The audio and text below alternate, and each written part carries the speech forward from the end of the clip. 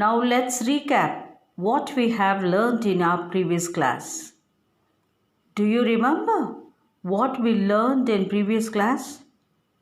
Yes, about the process of digestion in different parts of albumin, right? Now we would be continuing with that. After taking food into buccal cavity through mouth, mechanical digestion takes place in buccal cavity with the help of teeth. And also chemical digestion takes place by enzyme called salivary amylase present in saliva, which converts starch to simple sugars or glucose. And next, the food passes into esophagus and no digestion takes place here.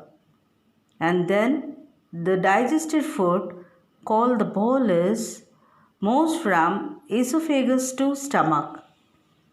In stomach, only protein digestion takes place in acidic medium in the presence of HCl secreted by the wall of the stomach. And then partially digested food reaches small intestine. The small intestine is highly coiled structure which is about 7.5 meters long. In small intestine, the major part of digestion takes place. The small intestine has three divisions. They are duodenum, jejunum, and ileum. The partially digested food called chyme reaches duodenum part, where bile juice from liver and pancreatic juice from pancreas gets mixed with the chyme and digestion gets completed. The absorption process will be completed from jejunum and ileum part of small intestine. Even liver and pancreas also secretes its secretions into small intestine. Let us now discuss about liver. Liver is the first largest bile gland in our body. It is reddish brown in color and is situated in the upper part of the abdomen on the right side. It secretes yellowish green fluid called bile juice, which is stored in a sac called gallbladder. Bile juice helps in digestion of fats. Its pH is 7.8, which is alkaline in nature. Liver also has got the power of regeneration, and it also helps in detoxification, which means the liver can remove harmful chemicals from your blood so that it will not harm your body. Now comes to the next gland, pancreas. Pancreas is a cream color leaf-like gland which is located just below the stomach. Pancreas secretes digestive juices into the small intestine.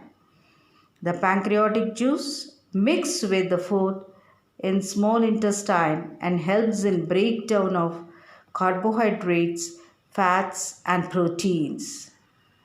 Where the partially digested food reaches the lower part of small intestine, it gets mixed with the digestive juices secreted by the wall of small intestine and completes the digestion of food there.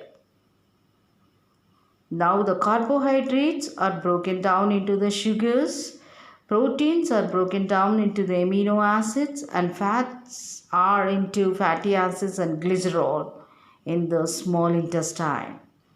The digested food slowly absorbed into the blood in small intestine. The inner wall of small intestine have thousands of finger-like projections called villi. Do you remember what could be the role of villi in small intestine, children? Yes. These villi increase the surface area of small intestine for absorption of digested food. Each villus has a network of thin and small blood vessels in its surface from where the digested food gets absorbed. Now, this digested food enters into blood vessels and transported to different organs of the body. In the cells, these absorbed substances are used for formation of complex substances like proteins and for breaking of glucose into carbon dioxide and water in the presence of oxygen. During this process, energy is also released.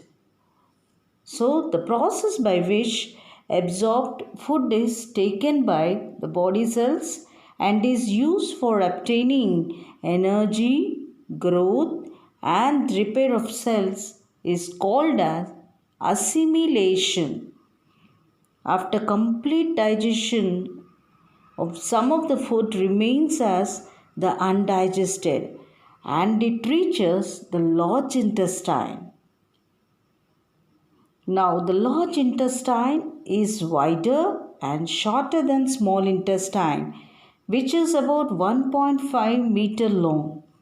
The undigested food contains water and some other salts which gets absorbed by the walls of large intestine. After this, the remaining waste passes into rectum as semi-solid feces and is ejected out through anus. This process is called as egestion.